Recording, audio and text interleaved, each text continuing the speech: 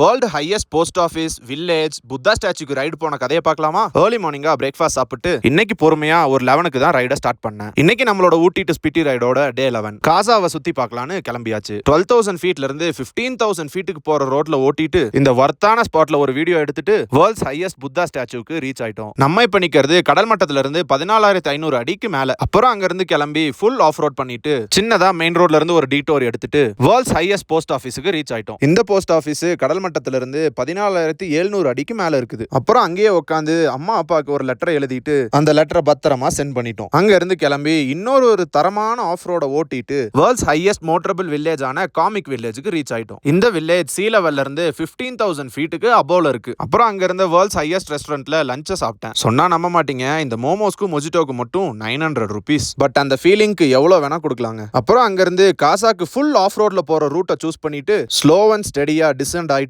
ரூமுக்கு வந்து சேர்ந்துட்டேன். அப்புறம் சாயங்காலமா பைக் எடுத்துட்டு போயிட்டு இதுக்கப்புறம் 2 நாளைக்கு பெட்ரோல் கிடைக்காதுன்னு வேர்ல்ட்ஸ் ஹையஸ்ட் பெட்ரோல் பங்க்ல போயிட்டு பெட்ரோலை ஃபில் பண்ணிட்டு காசா மார்க்கெட்ல கொஞ்சம் பர்ச்சேஸ் பண்ணிட்டு ரைட முடிச்சுக்கிட்டோம். அவ்வளவுதான், ரைடு முடிஞ்சு. நீங்களும் இந்த ஊட்டி டு ஸ்பிட்டி ரைட என் கூட என்ஜாய் பண்ண சாம் vlogs அக்கௌண்ட்டை மறக்காம ஃபாலோ பண்ணிருங்க.